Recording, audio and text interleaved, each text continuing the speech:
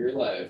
Good afternoon. This is the afternoon session of the House Corrections and Institutions Committee. It is Thursday, April 9th, and this afternoon we are talking to Ben Green about dams. So Ben, if you want to take the hot seat and introduce yourself for the record, we'll get started.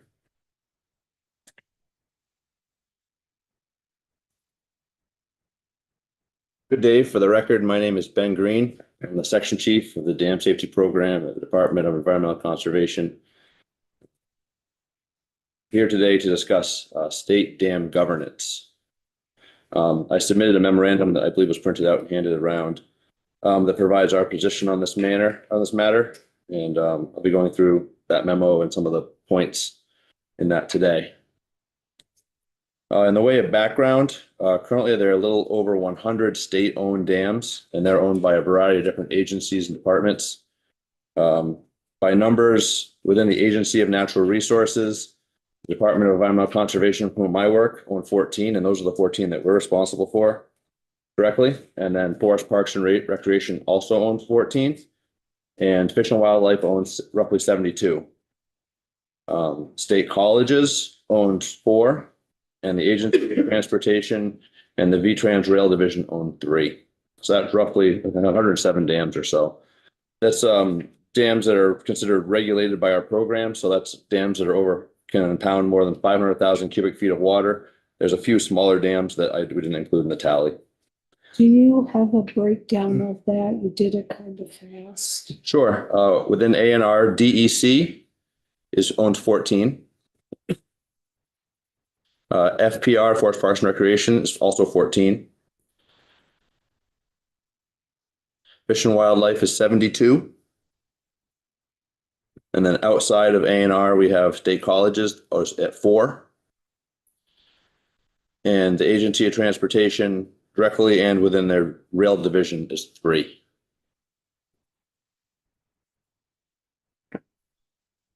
Historically, state dams are largely managed independently by their owners. In some cases, management is active and trending in the direction of full compliance with upcoming rules and requirements. And in some cases, unfortunately, that's not the case.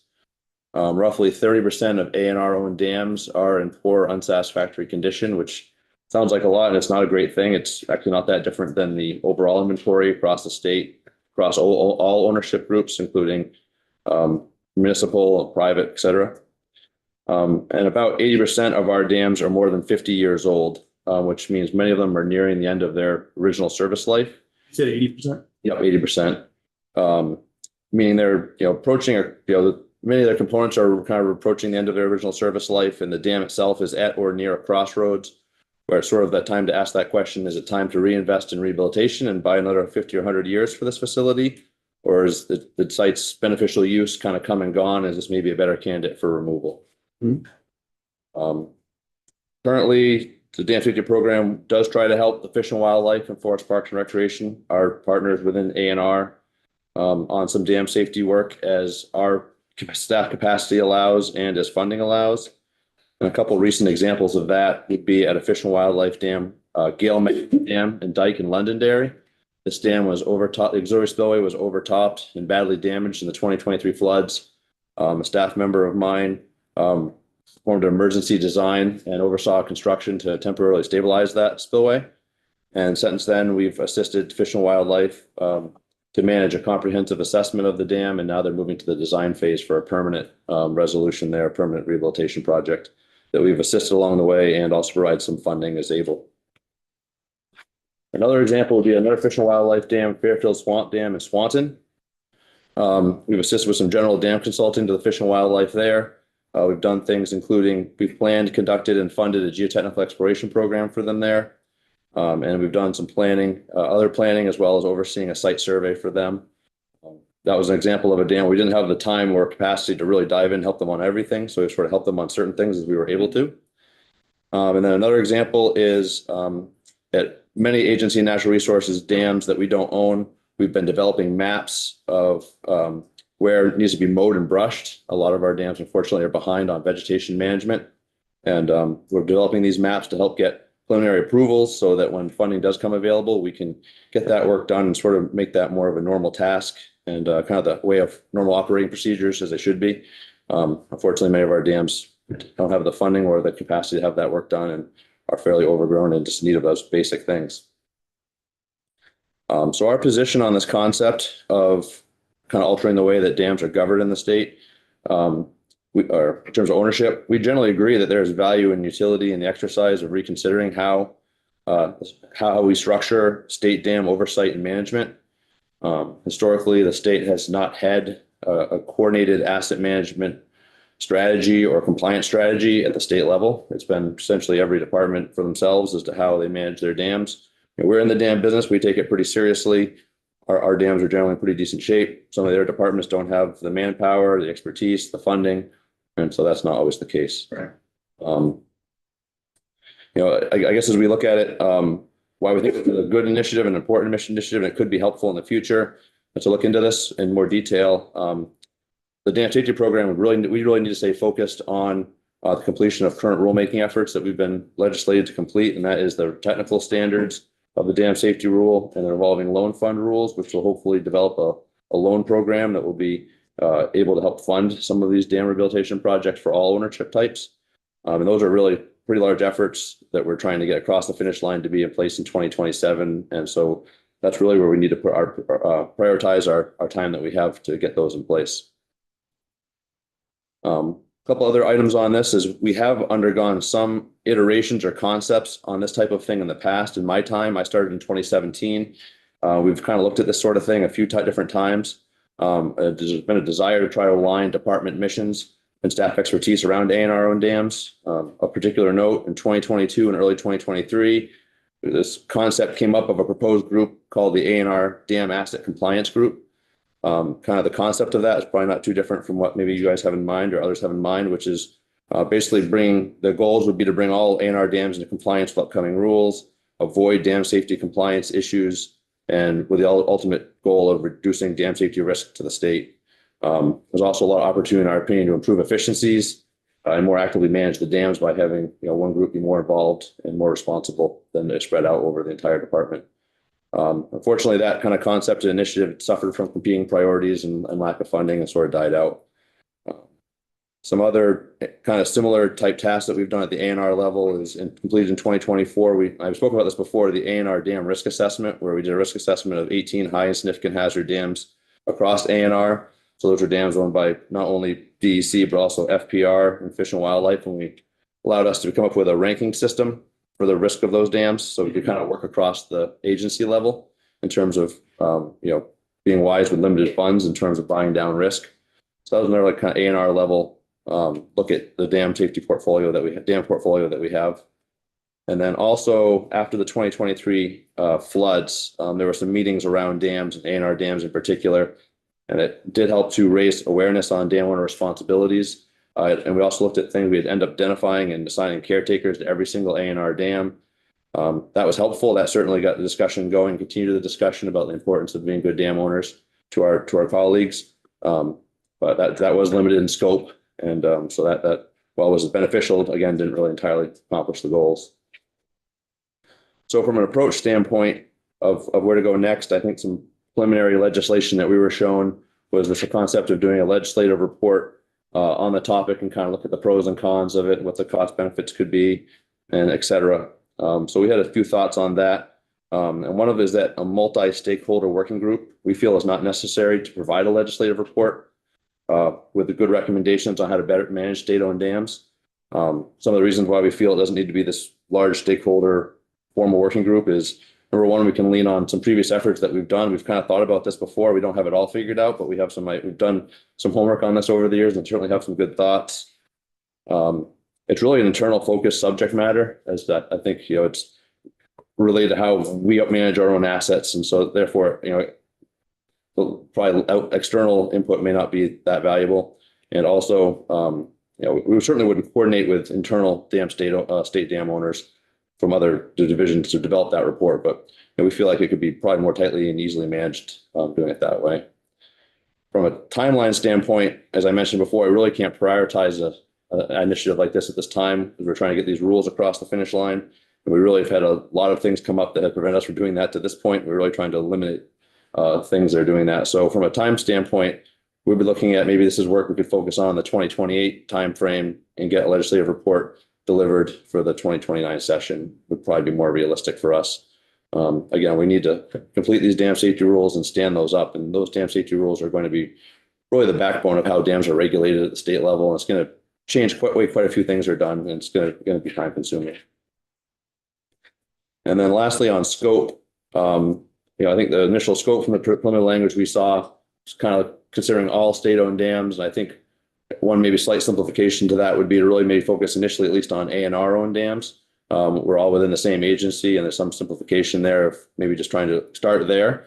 Maybe we could look to contemplate how to add in additional state owners as part of it, but and scale the process up. But I think really even just getting ANR sorted would be a better first step, is that or where the majority of the dams are. And so yeah, I guess that's essentially what I had for my testimony. We're sort of in favor of the concept. We think there's value in doing it. I think getting the dam management under one entity would be more efficient than we currently are. It allows us to take limited funds further. It would take resources that we don't have is one challenge. We'd need dedicated staff that don't really exist right now to do this work, but it would certainly serve us well in the long run in terms of our dam inventory and our portfolio and our responsibilities to get these dams where they need to be. Do I say a question? Currently under the current working plans, when you do design work or consulting work with some of the other departments, who pays for that? That depends on our, typically when we assisted Fish and Wildlife, we just did the work as part of our base workload sort of situation. And that's one thing that's sort of come up in the past, is we've sort of bitten off bigger bites here and there over the years. How do we manage that? And we haven't sort of kept it in that way, which has its advantages because it allows us to kind of move quickly and not get tied down with too much bureaucracy, but also sometimes challenges us because how do we fund keeping this stuff going on our end as well?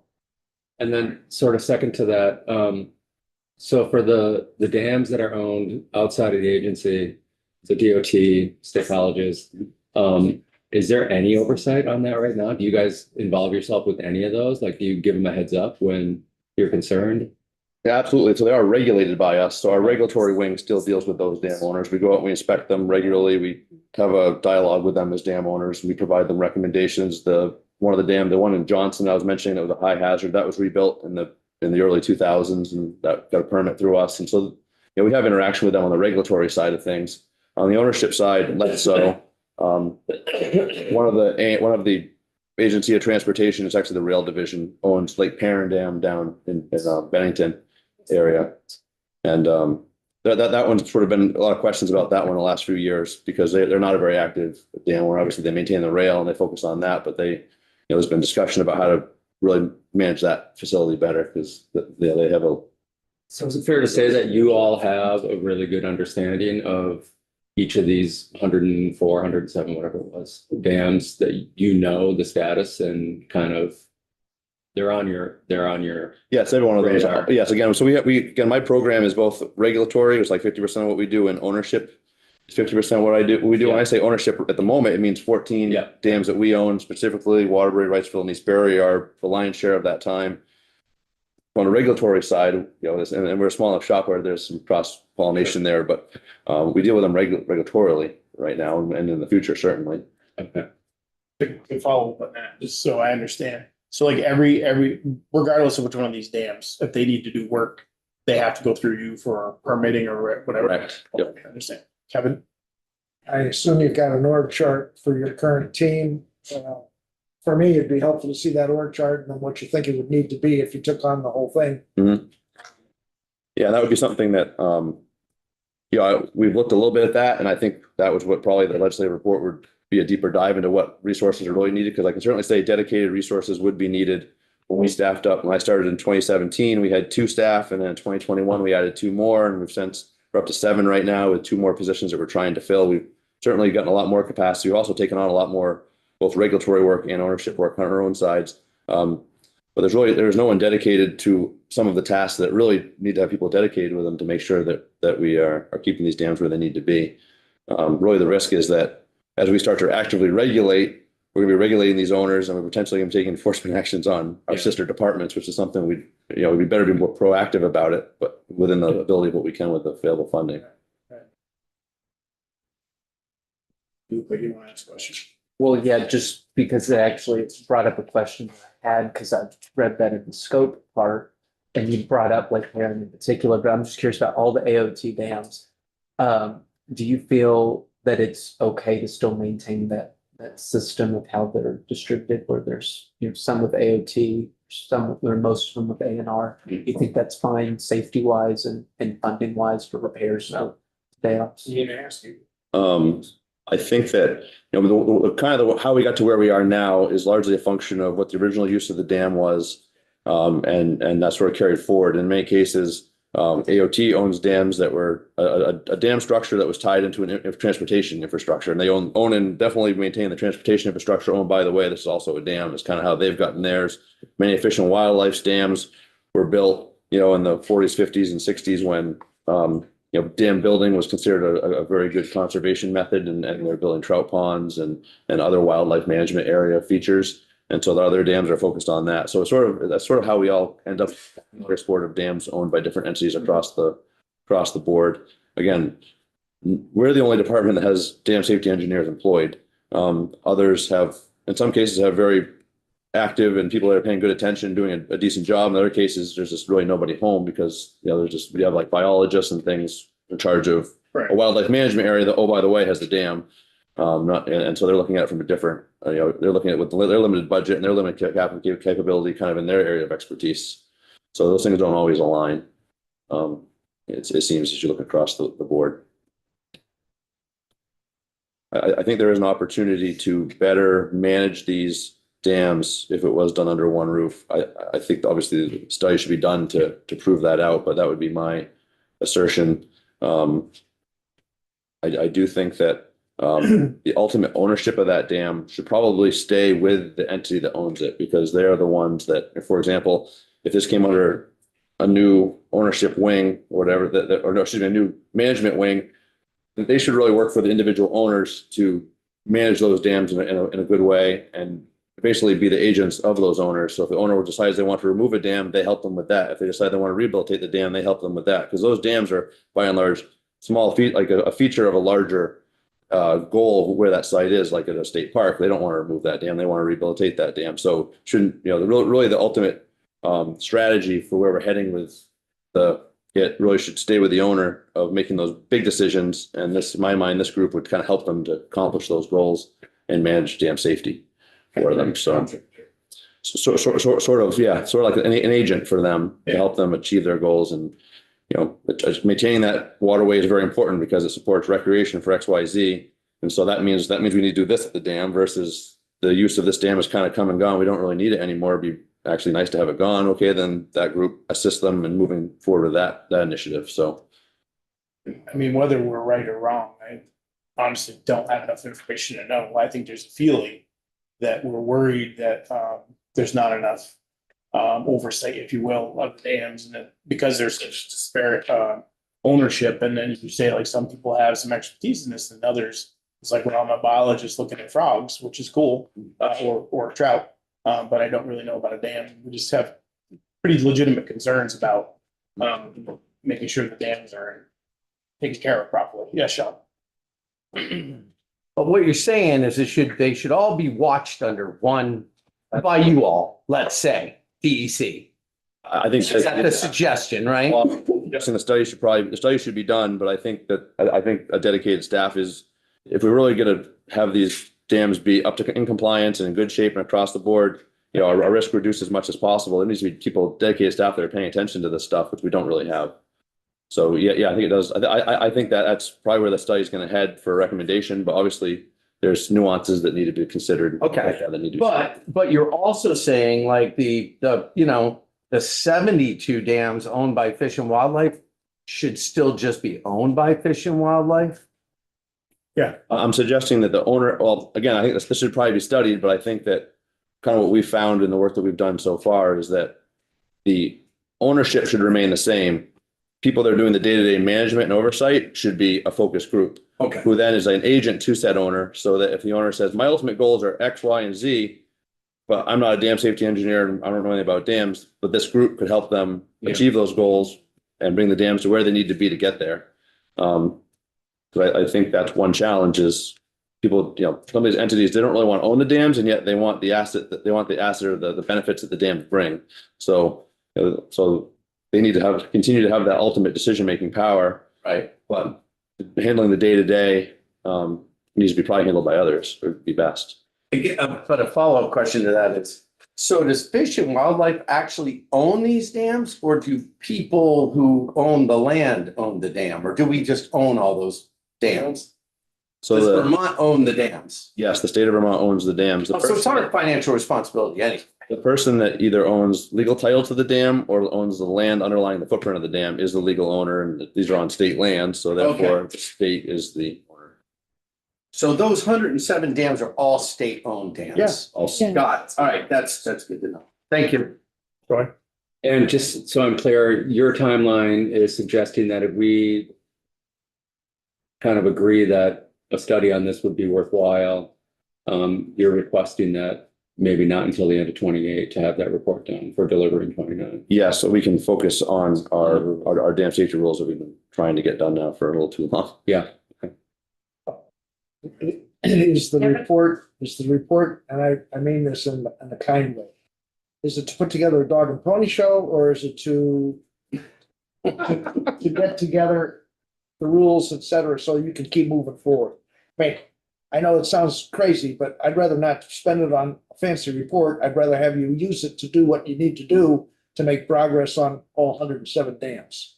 I think the report could be an important measure to, one, get people on board with the idea, and also just look at all the nuances. I mean, we're kind of talking in high generalities right now. We're not really diving into some of the other items that I think would come up and probably need to be contemplated. What kind of staff really levels do you need? What are your options for Good. level of management? I think it's important to look that through, and then if it decides to be acted on, it could sort of be used as a roadmap going forward as the kind of the Bible for how this is done.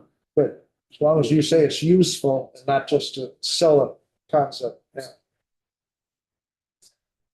Yeah, I fear if there's no plan and it just sort of happened, then it would be, well, how the heck are you gonna I do it? wouldn't expect you to do it just happen, but Yeah. you know, Well, it would be also for a future document for folks in like your place.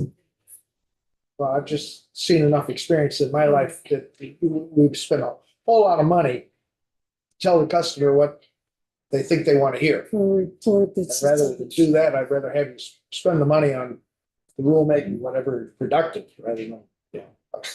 So then can I ask you, so you had, when you were talking, you gave us a lot more information that was on here. Yes. Would you be willing to give us your, whatever that information you had? Because it was pretty interesting stuff, Okay. but it's not gonna stick in my head that, I could watch the video again, but if I have it in writing, it'd be a lot I can easier. put some notes together if that would be helpful. There's some pretty good details there. I'm sorry I missed it. I was downstairs presenting our capital bill. So, yeah, right, I agree. No, I went all right. Well, that's really helpful, Ben. Thank you. Yeah, So- Ben, sorry, Ben, I just Yeah, want to thank you fine. very much. Sorry, I'm waiting for a guy with a leak in my roof, but yeah, no, I sent Ben the language originally that we were kind of kicking around for the study. As the chair and I were looking at it and talking to Ledge Council, it definitely seemed like it was more complicated as far as where grant money was going and everything. But I just want to thank you, Ben. This is a great first conversation to have. It seems to some extent we're already moving in the same direction. So maybe it's a check back next year. And, it definitely didn't seem like the formal study was needed. Now, you guys got a lot of work to do. So thanks very much. You do have a lot of work to Yeah. do. I agree. Sorry, I missed your testimony, but it seems like we're almost finishing up with it. Is Yeah. that true? Yeah, Yeah. it was good. I mean, anything else?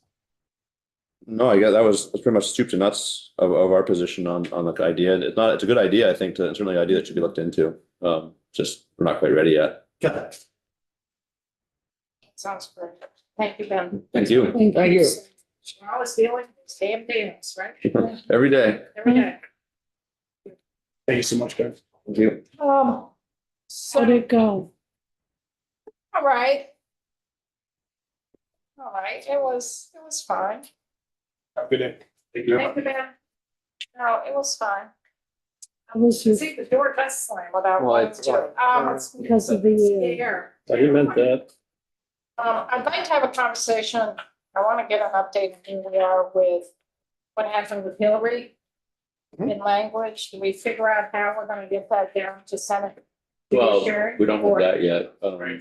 Senate Judiciary has, the miscellaneous judiciary already has the first bullet language in it. right, The bill, as it's written currently, already has that first bullet in it. She's gonna work with DOC on the second bullet. Yeah, well, yes, the second bullet was not, we talked about it when Alice was here. Oh, And then okay. the third bullet, she had said, The second bullet she didn't talk about. She was only the when we were talking about the one with parole 502A. board. Right. Yeah. And then this one And so this one here. is kind of connected with what's Yeah, on and the so other she had page. mentioned that DOC wanted language their statute, Title 28. And she had suggested potentially, 1102 and that new language. And that it would be an easy place to put it, but it'd be awkward. Or making a new section, and she hadn't really made a decision. She needed to have more It's having a conversations. miscellaneous Yeah. judiciary bill. If once we get this in place, that would also go down to miscellaneous judiciary, but she needs to have a conversation. We told her to have a conversation with DOC to see if they had thoughts on And statute. there, she's, And Eric, yeah. yes, Yeah. and so then they would talk and I gave her permission to talk to Haley about this. And that she would touch base with us again, and then we would have to reach out to the working group and have, or whoever else, maybe directly and get it to judiciary. Does she have a time frame when she can do this? It sounded like she was gonna turn around pretty quick. She should. Pretty quick. she's good. I want to lose track of that. That's where we left it. So you folks have been sitting here a while. Let's take a break. Actually, just come back. What? Yeah, no, nothing. Take a 10-minute break, come back. I want to have a committee discussion on S 183. Can't we do it now? Because we did kind of break. You did We did break? break, Yeah, yeah. all right. Yeah, we did break. Oh, all right. Yeah. I just wasn't sure. Up until 3, then he came in, so. Once everyone goes a different direction, we're Yeah. Yeah. be back here quick. Sorry. Well, it went okay downstairs. What does okay mean? One member asked a lot of questions. I was going to say, how was that favorite member? Well, only picked up on what was in the letter. Yeah. First, they said they heard different testimony. And I asked when they heard the testimony, they said yesterday. So, I said some people got different orders. Yeah. All right, What I said. I went over. We'll see. they understand it. I think they did for the most part. Did they have a position on Wi-Fi? I think, well, one person said it should go through the board. The board has like $270 million for feds. So, well, that's not the information we have. So we need to double check that. We were told very clearly that that money wasn't available yet or even released, so. I said, well, we haven't received any money. There isn't the anticipation of receiving any money, and it would only be used for connectivity outside the Running the line, buildings. running the line. Running Right, the line, it's not gonna be within a building. Yeah. right. That's what we heard. Supposedly, this person knows something different. That's why I asked the question, did they understand? If you learn anything, it's everybody has a different interpretation. There you go. And then, of course, they have all the. What was the other? It was 3 acres, it was Wi-Fi, and what was the other? It was 3 of them. They didn't think we needed to put money into the women's facility. Yeah. But the 3 acres, they didn't really ask any questions. Oh, the boiler too. Yeah, they didn't really ask much questions about that. They thought everything was fine. The door. Oh, the door locks, yeah, that was the other one, was they were all under contract and ready to go for door locks. So, well, that's not what we heard. Definitely not what we heard. They had signed contracts, so. That was the letter that was sent last night, Yeah. but Right. we all didn't the hear signed that. contracts. The only signed contract we heard was St. Johnsbury and Caledonia, and they were working on Rutland for design documents and that possibly begin construction, but we didn't hear anything about signed contracts for other facilities. Is there anyone in there to counteract what they were saying? No, BGS came in about halfway through, Oh, but I asked them, so when did you hear about this? They said yesterday. I was like, and they were given their marching "They were given orders. challengers to read through that. So it's conference committee negotiations. Sometimes things get done when you threaten to take money away and all of a sudden they say, I don't want to let it go and then get it done, right? Not if you don't have signed contracts, or Right. you don't have a signed contract. Because you don't have the design done for it yet. They had questions about the entryway in that piece, yeah, and I recommended they have Sergeant Arms, BGS and Freeman, French Freeman. I hadn't heard from them yet. In that way. So how did they have concerns when they didn't know anything about it? So they, I told them what the potential price tag was, I told them what the All time right, frame. no, I understand that, but you want to hear at least the details. And I was asked, was that supported by the governor?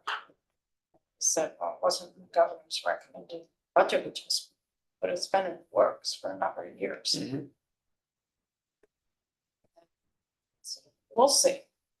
We shall see. Shall see. I want to spend time with S-193 with you folks to really see what further testimony we really need and we want. And I know Connor, you gave some. What was it? There was ACLU, NAMI. Yep, NAMI and Jack McCullough from Vermont Legal Aid would like to come in, I think. I don't want to spend hours for each one of them. I think if we can really start limiting, because we're on a tight schedule here is what I'm thinking. Like half an hour per person, 45 minutes, and we keep asking questions, so this makes it longer. What else are folks thinking about in terms of, the corrections piece? I think it's really important for us to really focus in on the corrections piece. I don't know who we would find to answer this question, or who is the right person. But I mean, I know that multiple people, including myself, have the question about, how do you word this, the facility, being conducive to the, mission, therapeutic. Because I would agree that when you go over there, it's not as bad as you would think, right? I mean, but it's definitely I wouldn't consider it therapeutic. Now, I haven't been to the other ones either, but I can't imagine, even if they're nicer, that it's not quote unquote a therapeutic setting. But I also would like to go to, I don't know if the committee's gonna go as a whole, but if there's a couple of us or something, we go to Essex where, Troy's talked about, it'd be kind of neat to see, just for my own edification. I don't need to go on committee time, I'll go on Monday. If somebody can get us in to be able to understand wrap your head around what a therapeutic setting looks like converse to this, if that makes sense. It's very different than a correction. But who could come in and talk about that, I don't know, or if we just have to go on our own understanding at this level, but I just don't.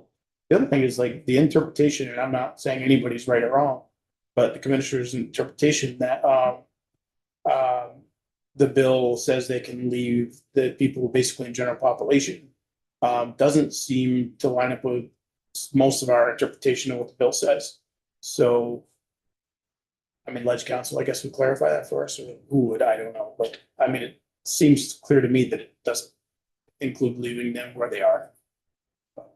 So I'd You like to, mean within the and in the population? population, like it'd have to be a wing or something, some kind of separation that's different, but maybe maybe we're not interpreting it right, I don't know. But I like that answer. That's it for me. Folks? I can just say I'd echo the vice chair there. I can't get to the place where I am seeing a unit of any prison in Vermont, and I've spent time in all of them, being conducive to recovery. you know, I think a lot of this is being driven by the IMD rule, and we're doing it because we're afraid of losing that Medicaid money rather than it being the right thing to do.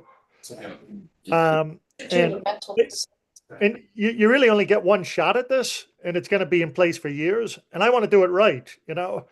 But I think the way it was described today, you could have almost the exact situation that you have today with people incarcerated, not having their own unit, but maybe just having a few more WellPath staffers and correction staffers. But a correctional officer is not a psych tech like you have in the state hospital. It's very different. And I feel like some of this is window dressing rather than actually moving the needle where it needs to go. So Connor, do you think we should reach out to VSCA on this? Yeah, I mean, like it is a workforce issue and it is privatization. You know, I did reject the idea that, you know, a mental health facility is like, you know, less violent in some cases than a prison is. I referenced it before, but psych techs have a way higher workers' comp rate than correctional officers. Those are very acute patients there. I apologize, folks. I have to step away from this roofer, but I do have more thoughts. I'll come back with. Yeah. You got your roof situation being taken care of? No, he's here. Good. Yeah, Good he's luck. knocking on his door. Oh, you heard that? No, but I think that's why he had to Yeah. leave. Yeah. He's like, yeah, he texted him, I'm outside. Oh, okay. What I'm concerned about is how the forensic facility clinical services director. I'm just kind of concerned that that's an in-house person making those in-house decisions. But then answers, and I know the contract WellPath is separate, but there's still a contract with DOC. And DOC is still in control of some of this because they're looking at security of the whole facility. And I just question that it should be an outside clinical services director that's based in DMH See, and not that's- DOC. That's how I envisioned it. But, you know, I didn't know what to envision, but that was how I envisioned. I mean, that's one thing I'm concerned about. I mean, and yes, they talk about WellPath already having a person, but we're up for a contract renewal. We may not have WellPath next time. Why wouldn't we look at DMH to provide that? Why are we looking? Because WellPath is geared towards the DOC world, corrections world, not mental health world necessarily. I don't know, that one just strikes me as. And also what strikes me in this is where should we have DMH involved? In this, because there is no Department of Mental Health. Well, I was just going to say, often I've seen where everyone else is given the directives, but they take a little bit of a step back. And I think they do need to be involved in this. DMH. Yes.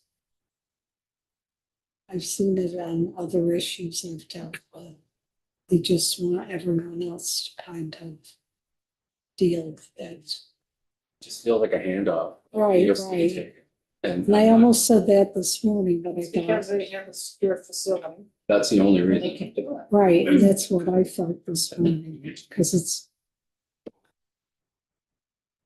The other one that I'm really concerned about, and this is more competency, I don't think. In the bottom, page 3, DOC would actively monitor compliance with orders when someone is released to the community. We gotta really vet that with DOC. So that's your field officers, that's your PMP Yeah, doing this. yeah. And I think this is the other issue that kind of intertwines here. If the person's incompetent to stand trial and is released back to the community, they gain competency. And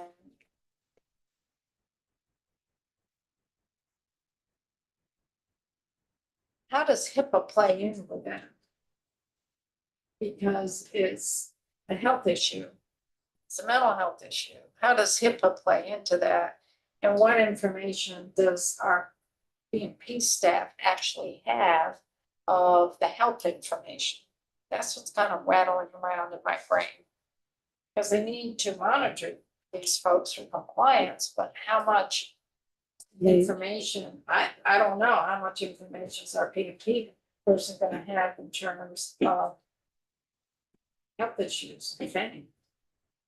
well, and that's one of the issues that some folks have been released from supervision or whatever, saying that they've come back into competency. And yet, do you know the triggers or that may set them off again? And Right. how will the parole officers have an understanding or even what to do? I know they did indicate that they would have plans that they had to do, I guess, if they were released. But there's just kind of a lot of gray space here in this discussion that concerns me. Also, if a person that's gonna be held. I guess that's the out, because if a person is held without bail, they're not gonna be released back to the community, even if they do gain Right. competency. Right. But if they're holding a person who would not have been held and are released back to the community, it would be those folks. What would be an example of that, though? Well, again, they wouldn't be going back, and I didn't mean to interrupt. Again, they wouldn't be going back to have a parole officer if they were deemed competent and they hadn't been accused of anything. So remember, they said they would take folks in, but Well, for a person to be placed in a forensic facility, you have to go back to page 1. Mhm.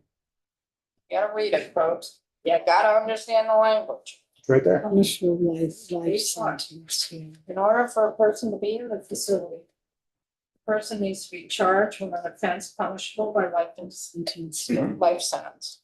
And it's not a misdemeanor, I was it's a major thinking- felony. Yep. And the person either has to be held without bail, which means they're gonna be held Mhm. until trial. Or if the person is not held and there's no bail, person's release would create a substantial risk of bodily injury to another person. That would be a qualifier for them to be held. Mhm. Where now they would be released to the community. The person to be held also is not currently receiving treatment through an order of hospitalization. And has been found not competent to stand trial. So if they gain competency. And the person would normally have not been held. Those are the folks that could be released back. And that, I said it wrong, but that was what I was meaning.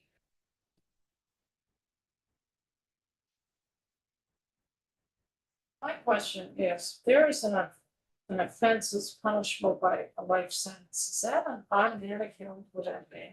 No, judiciary, that's what Zoning was talking about. Judiciary has discretion to not hold them without bail. I don't know. What would be an they- example of that? What's that? What I don't, would be an I wouldn't be example? able to come up with one, but But you have seen people charged with murder. No, I don't know about Vermont, but if you watch the news, you've certainly seen people charged with murder or manslaughter, et cetera, that on the street. If you ever watch the national news. Oh, I understand. And then I don't understand why I they know, do but that. still. So that's why I'm asking, what's an example that we support? I don't know if we have an exact example, but the point is, it does happen. We're talking about a very small population of people. Mhm. And we can't come up with an example where that would be the case. I think we can, we're just not asking the right people.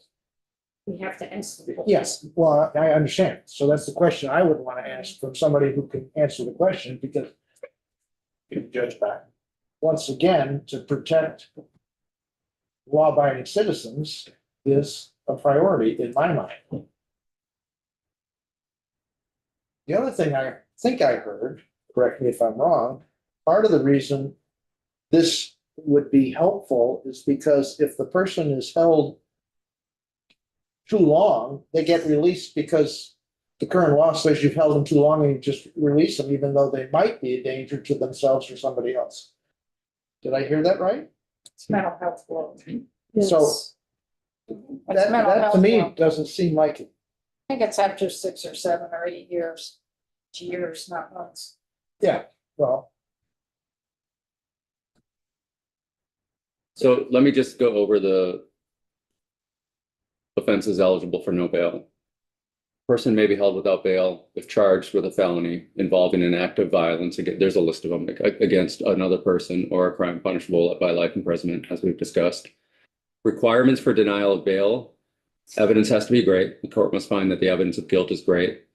Substantial threat. The court must find based on clear and convincing evidence. That's a high standard. That the defendant's release poses a substantial threat of physical violence. And that no conditions, other conditions suffice. It must be shown that no combination of release conditions can reasonably prevent this violence. So that's No combination of release provisions. must be shown that no combination of release conditions can reasonably prevent the violence that's being considered as potentially threatened. They do have a speedy trial right too. Anybody held without bail has a right to a trial within 60 days. And I'm curious how that plays in with these ramifications as well. We know that the backlog is currently far greater than 60 days, but statute there is a But 60 they days have a right to trial. trial within 60 days, but if they're not competent to stand trial. Right, that's what I'm saying, yeah. While a defendant can be held temporarily, they are also entitled to a full evidentiary hearing to challenge that hold without bail. So that's a factor. And then a person can be arrested without a warrant if they violate conditions related to these safety concerns, such as contacting a victim even, which may lead to a review of that bail status. So there's, that's an interesting combination of variables that play into whether or not somebody is held without bail or somebody is released, even when they've been charged with a crime that has a potential for life imprisonment.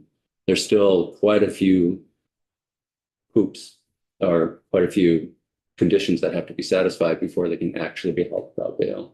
And then when you add this component into that, right, that's another, there would be scenarios, again, I'm not going to be able to come up with one off the top of my head, where a judge could consider that this person who is currently incompetent to stand trial, nonetheless, has been charged with a crime that could potentially have life imprisonment, right? The judge could still use their discretion to say all these other conditions have been met, so they're going to be released. In the case of not competent to stand trial, now we have the additional question of whether or not that's a release to a forensic facility, which in our case is jail, prison.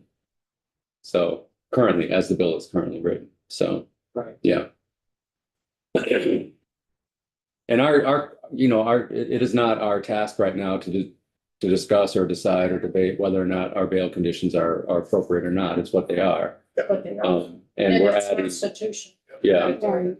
and we're adding in a factor here of competency that is fluid, that changes based on a variety of treatments and options that are available.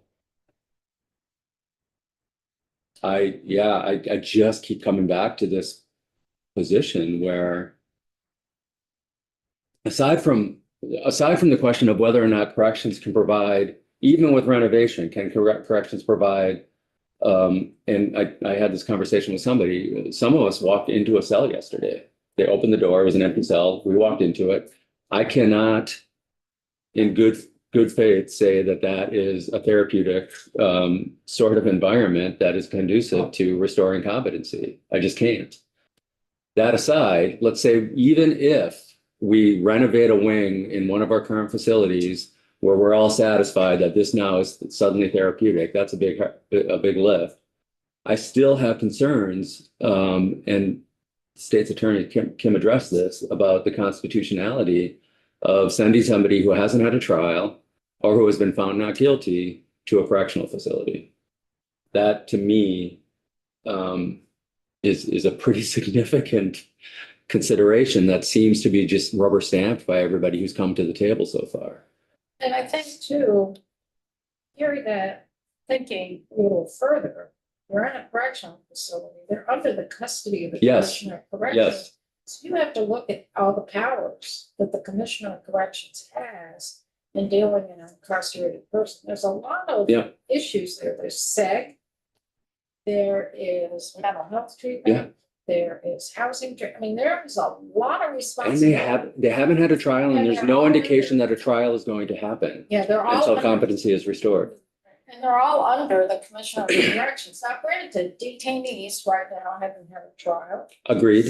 And they're all subject under the powers and duties of the Commissioner. But there's a competency there. They know why they're being held. They They may know. not accept why they're being. Right, right. Hmm. And we have a backlog, and ideally, the detainee population is going to continue to decrease as our backlog gets fixed. And, our detainees are half our population right now, if not more, in the women's facility. It's more, it's a big one. Ideally, that's going to start coming down. I don't know if it will. But when you add the competency factor to this, that is a completely, that's apples and tennis shoes. That's not even apples and oranges, right? And to hold somebody who is not competent to stand trial, and there is no indication how long that competency restoration is going to take in a prison, to me, is unacceptable. And I just can't get past it. Say it one more time. Is it the language, or I'm struggling with, you're saying they're not charged. I thought the statement was, we know the person committed, I'm saying they haven't had a trial. right. We know the person committed the act. We don't know that. That hasn't been proven. Well, that's what I thought I heard him say, is Just been we know that charged. the action was taken, but we're not holding them guilty because of insanity or. That's different. incompetence. That's different. Oh, okay, I Guilt, thought not this- guilty, so not guilty is different. We know that the act was committed, they've been Yeah. proven, that's been proven in court, It's been but proven in court. not guilty. Right. They're not guilty because they were insane at the time of Yes. the crime. Exactly. They know, Yeah. but it's gone through the court system. That was the defense and it was held up, Meaning they're not guilty. meaning they're not guilty. And I don't disagree that they should probably be, that those who have been found not guilty, I'm on a different topic now. I was just talking about competency before, now I'm talking about NGIR or NGRI. I don't disagree that there are people who have been found not guilty by reasons of insanity who need to be held in a forensics facility. Right. I don't think. I don't think the forensics facility should be in a correctional institution. Yeah. And I don't think we should be holding people who are deemed not guilty in a correctional facility. That's where we house guilty people. And in Vermont, we hold a bunch of detainees there too. And while they do say in other states that there's people not guilty for reason of insanity, there's people that are guilty, but. Yeah. And so that, whether it's a label or not, it is still a label, so you can rationalize putting guilty but insane. In a facility, but the conclusion still was not guilty, even if, and it's because of the mental, insanity is not a thing, but, so that the proper facility is somewhere where they're gonna get treatment, not being incarcerated like a typical prison. Which is what they're doing now. Right. And I'm not, And just because we're doing it now doesn't mean it's good. and I don't know one way or another. That's what I'm having a hard time with, is that we aren't doing anything for those. I think we all agree we need something. Yeah. I think we all agree with that. I certainly do. We do. The question is it appropriate to do it in a correctional facility under the custody of the Commissioner of Corrections? That's what's before us. We know that they have a secure facility. And we know that folks who have not been restored competency restoration or GRI need a secure setting. We know that.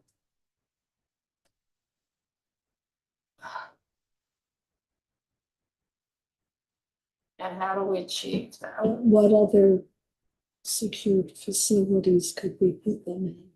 Because I remember we talked about the mental health hospital in Berlin. Yeah, there's a wing of 9 beds. Right. We talked about that for for instance. Right, but they wanted everyone coming in, saying, Separate entrance. I mean, this was a few years back. Mhm. We talked about, possibly a separate entrance or whatever, but it just never took off. I mean, it was almost Like like, it's Medicaid, that's the issue. no, I know. I see if they go up there, no Medicaid.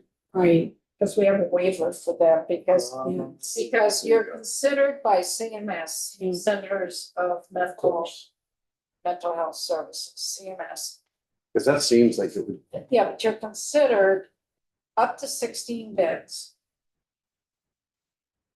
If you go over 16 beds, you're considered an institute of mental disease, which then you don't get Medicaid reimbursement for those beds. So in order for the state hospital right now in Berlin, the original plan was 16 beds. And part of the reason the original plan did not go over 16 beds is because we can get Medicaid. We got a waiver for an additional 9-bed wing, so that's why we have 25 beds. But and we still get Medicaid for that. it's a waiver, right. and that waiver could go away at any time. And there was time that it was gonna go. I remember. And I don't know where we are with all that. You remind me, I know we talked about taking one of the wings at Essex, National Forensics Institute, forensics We wing, spent 6 beds. right? But did we also talk about taking those 9 beds at We Berlin? did prior to, And we talked about sectioning those off so that saying it's no longer part of the facility, so now we don't jeopardize Medicaid. for the But River that didn't Valley. fly, yeah. We did, but we also had, before you came on board, we also had conversations of the 9-bed wing at the state hospital. But the issue is that wing is physically connected to the building. And then there's another little piece that, Because we talked about putting their own entrance on and everything. yeah, Said it didn't count. but there's also this other little piece, and it's debatable. It's really debatable, and I forgot what the mileage is. But if you build another facility within a certain mileage Yes, of the current facility, it triggers that I'm trying IMD. to think what the mileage was.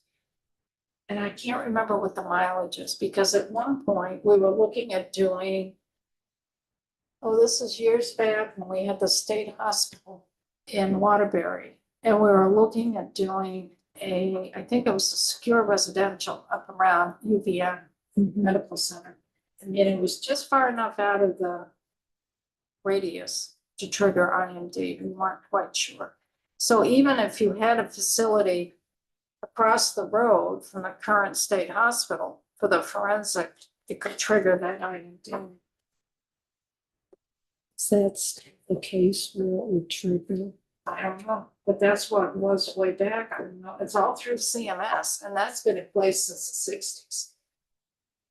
All of those requirements through the Institute of Mental Health Disease. Mental disease. If you go over 16 beds, it's an IMD. And that's when you lose Medicaid.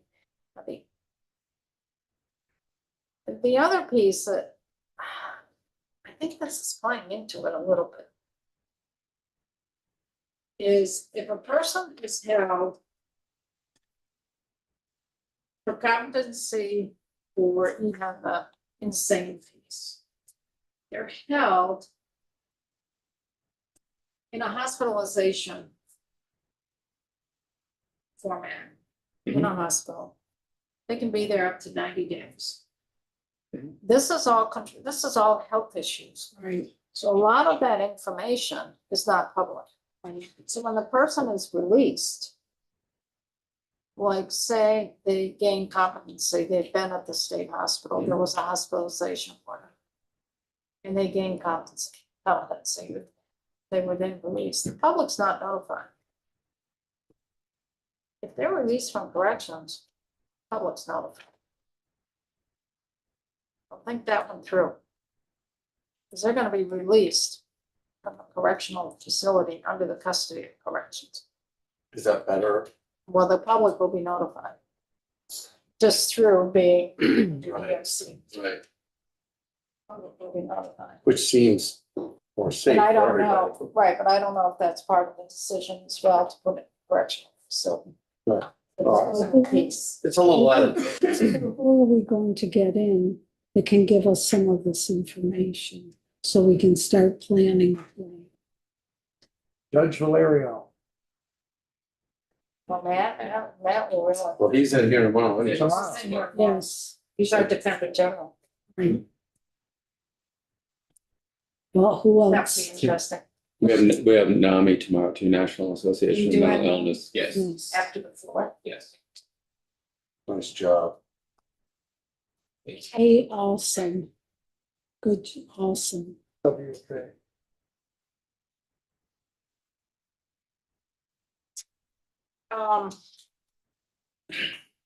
And I'll go back to my question, do we have any other secured facilities that could hold a unit within them? That's GOC. Well, only because then we lose Medicaid if it's like any other place that's not. Here's a question, I think.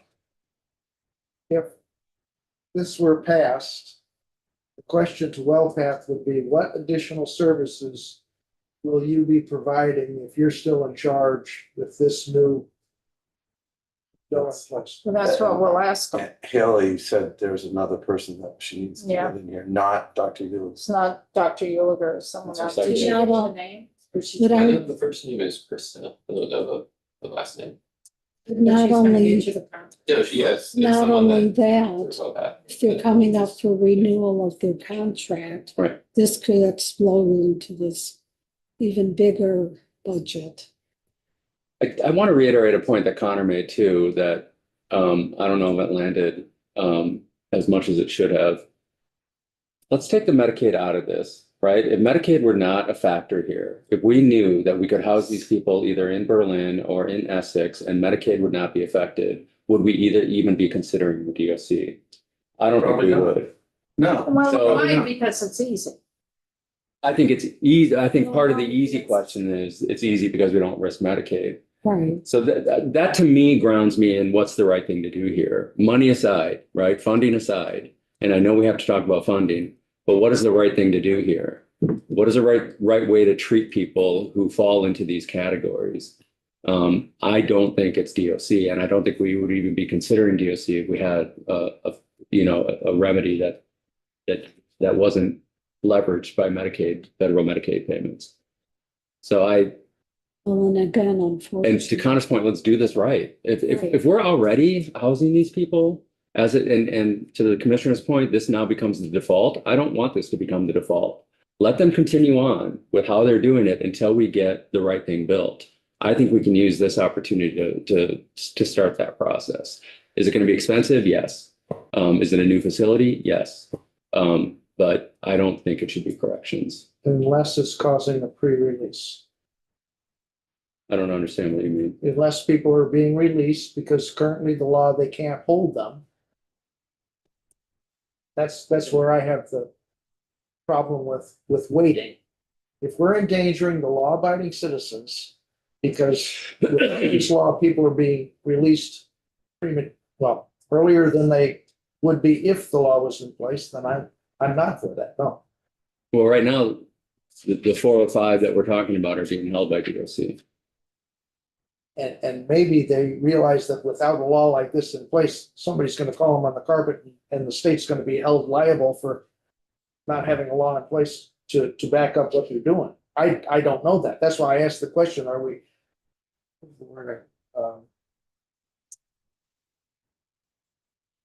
We're putting in place a law to back up what our current practice is. We're codifying our current practice. If Yeah, that's what I'm they're not doing- comfortable with current No, I practice. understand, Yeah. but if that's what we're doing, because we're liable to someone suing the state because we're doing something that isn't lawful, then that's another aspect, that's what I'm saying. And the risk on people who are, would it be good for us to hear the testimony tomorrow by the people we have coming in that may be able to give us another layer of information that we can then launch to decide what we need to do.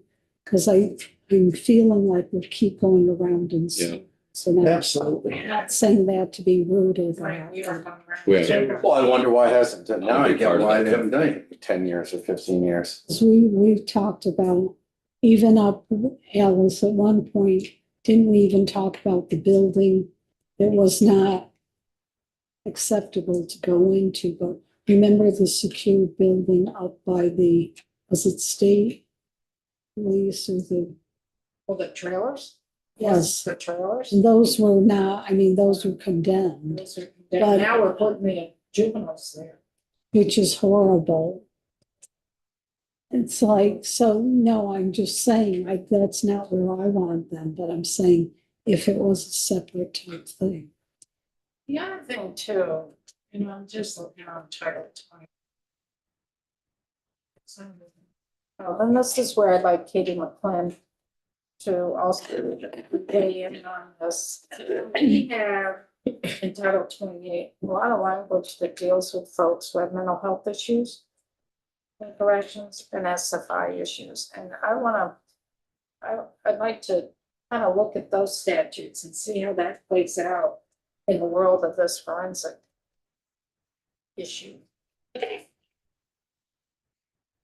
So we've done a lot of work on that over the years. Who is the medical person that we're having in that's not Uliger, that's Krista something or other? Yeah, I can ask Haley for the, But what's the kind of person? What are they? Yeah. I think they will have more of a mental health expertise. Yeah. Well, Yes, where Uliger has more of a medical opioid and overall. overall medical. He's more medicine, not mental health. I think that's my understanding, Brian. Well, and so I asked because the commissioner in his testimony earlier said that we're already providing this service. Yeah. I understand. Not competency restoration. Exactly. I understood that to mean just, right, mental health. We're Right, providing right. mental health as part of health.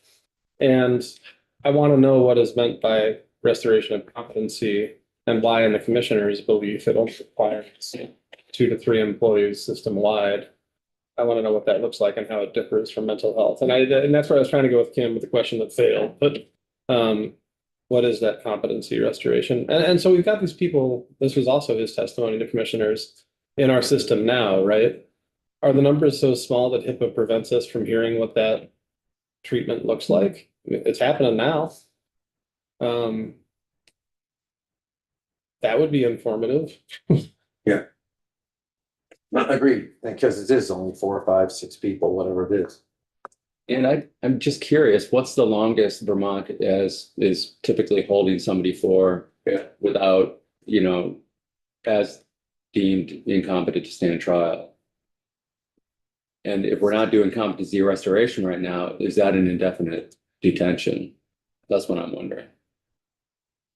Or are they released upon, well, no, we're not talking about minimums right now because these are all serious crimes. And forgive me for my lack of remembering, but is this driven a little bit by the Laura Winterbottom situation? I don't The know. what? I mean, certainly, I mean, we've been getting emails too. Sean, I didn't hear what you said. By a particular case. Oh, okay. Yeah, it's. So The need is there. there's a new one, I mean, there's just a recent one in Bradford. That a guy got out and Yeah, that father killed his daughter. But to Well, Mary that Alice's point, that was like the one in Bennington. And that was almost twice it almost happened, because he almost killed his mother and his sister before he got the young lady he did slit her throat. I mean, these are tough issues. Mhm. That's very difficult, I mean, this is difficult, it's emotional. To answer your question, John, since these two have been here a long time, and I've been here 8 years, and this has been a perennial topic. It's not new. I know it's been said multiple times today, but everybody needs to understand this is not new. Yeah, no, And no. it's not something that's put on the shelf it comes out every 5 years even. It's been talked about every single year that I've been here. And I don't know if that's the case for the 2 senior members, but it's been talked about a lot during their time. So it's not due to one thing or a new thing. It's just something that doesn't seem to be able to get off the ground. But one thing that came out really clear when I had a conversation with the other three chairs, there is no process now in the state for someone for restoration of competency. Hmm, There's no process, there's nothing now Yeah. in the state. it's a shame. So if that's the issue, why aren't we resolving that issue? Instead, we're resolving it by putting a person in incarceration and having the department, the Commissioner of Corrections get caught responsible for this, for the restoration of competence. They're going with the cheapest fix. For the most available. When we had our joint session, there were a bunch of questions. I can't remember them all. I got notes somewhere, but was therapeutic talked about in terms of defined, or why are we doing that? Like, No, I think someone asked the question about, well, what does therapeutic mean? Because I think probably if you asked everyone, they'd have a different opinion, and we've got to come to the table to do a good job on this. well, and crassly put, do we care about therapeutic because it's going to allow someone their day in court / face the music, depending how you look at it? Or are we trying to fix a mental health issue? And those are different. You They're very know, different. that's what I'm saying, very different. Yeah, that's a really good question, Brian. Like, are these people ever gonna be able to stand trial? Well, that's what they were saying, competency, you can be competent for a little bit. And then you lose it. I mean, But think of like- a person with dementia and Alzheimer's, it doesn't have to be gotta mental be- health. Yeah, you can There's got to be a You standard. got lucid moments and then poof, I mean, can you imagine a person with Alzheimer's? Trying to stand I mean, trial. they could be. They could be Minute. threatening a Yeah. family member with a knife Mhm. or a gun and not know what they're doing. No. And they could do real harm to that person. I mean, they could even Yeah. kill the person, but they have they have Alzheimer's. They wouldn't know what they're doing. Right. You could even, I mean, if anyone has had a family member with Alzheimer's, you can imagine that that would happen pretty easily. And so I wonder if you put this sort of forensic facility in the Department of Corrections, are you basically trying to stand up a person in front of the judge without regard for their overall mental health? Are you essentially just trying to get it so they can be present for long enough to have justice served? You know what's happening. But to your scenario, my mother was in there, $14,000 a month. There were people going around who couldn't have been dangerous. Walking around with the baby, stabbing the baby with a little knife. So somebody came along and said, this, we can't be doing this here. They're not competent to stand trial. So. We need to realize the realities of, it's not gonna be 5 or 6 people, is my point. And that's where you were going, is all of a sudden, the number of people in this category could expand. I thought that's what you were saying about the law. Once it's in place, then all of a sudden the population grows. Maybe I was mishearing The you. commissioner indicated that in his testimony too, that in other states, sometimes this is done for misdemeanor folks who are incompetent. Yeah. Sure, you can make it as big as you want. It's proverbial, the camel's nose out of the tent. Well, once again, I will suggest we hear the testimony tomorrow. Yeah. See if, because it'll, I think, be a different, quite a bit different testimony. Mhm.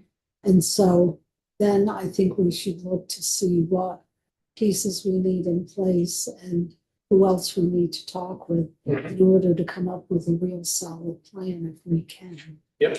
Because again, just listening the other day with judiciary, I think they're kind of set to go and everyone's kind of saying, well, we need it, but to Troy's point, you gotta do this right. You know, we don't want to put something together that's not going to, work or do what it's supposed to do, not just get her done because, yes, it's kind of a little bit odd that we are the only state in the country that doesn't have one, but we've got to do this right. well, you could read your point earlier. And it was sound funny, but we need that testimony. We need other testimony. We kind of have an idea of some of the testimony we need. And we are repeating ourselves over and over, so we can go in circles quite a bit. and not get any further until we get to this. So if people have their bill in front of us, I think this will really help folks a little bit. You have your bill in front of you. Section 1, which is the actual, we would go into the facility, does not become effective until January 1st, 2028. Okay, Okay, it's years away. that's section 1.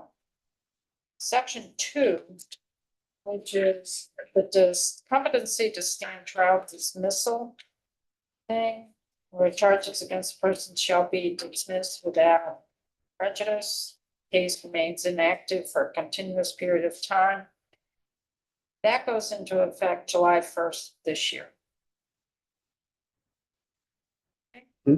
Section 3, which deals with not guilty by reason of insanity, goes into effect January 1st of 2028. We'd say that again. That's January, section 3, which is your not guilty by reason of insanity, goes into effect January 1st, 2028. Yes.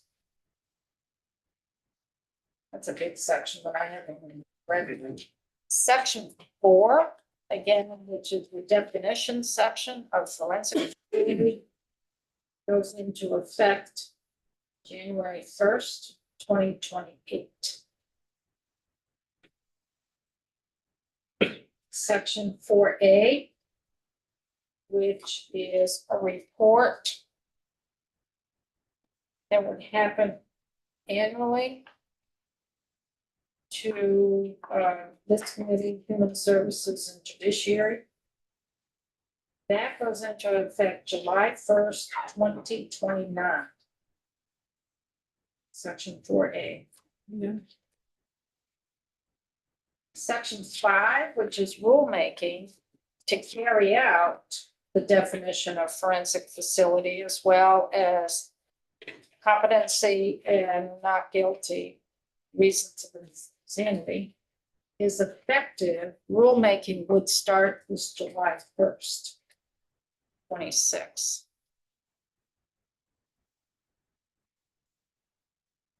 And then the Vermont, that's section, yes, section 6, Vermont Rules of Evidence, this is judiciary's work, goes into effect January 1st, 2028. Section 7 is an interim report of a forensic facility that Department of Corrections collaborates with Health, Mental Health, and Dale to submit a written report to our committees containing the draft rules which are required.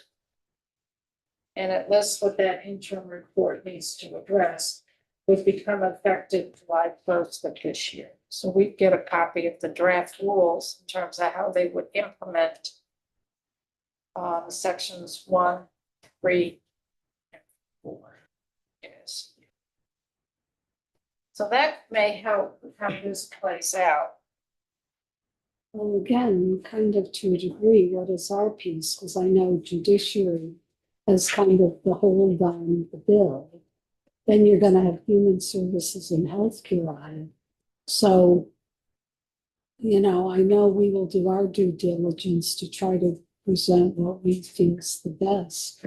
But then my fear is, as it goes through the rest of the committees, you know, some of the changes, Well, we're all, especially where mental health, the Agency of Mental Health doesn't really seem to be totally, I don't want to say not on board, but it's kind of like everyone else is dealing with. so that's what we talked about at noon. Yeah. And Martin is gonna have a draft dealing with his sections sometime next week. So Human Services is gonna wait until that draft gets presented. Mhm. And I said to both chairs of Healthcare and Human Services, us three need to talk. Because we're more intertwined in terms of the care of the person. Mhm. So there's a commitment for the four of us to work together.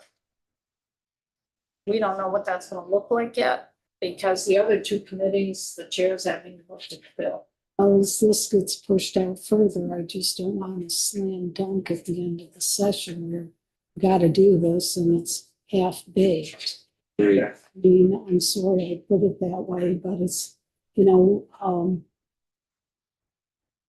everyone's got other issues they're possibly dealing with, but if this is what it should be, pretty much a priority issue, let's get her done. Yeah. Let's done right. Well, so a testimony question then.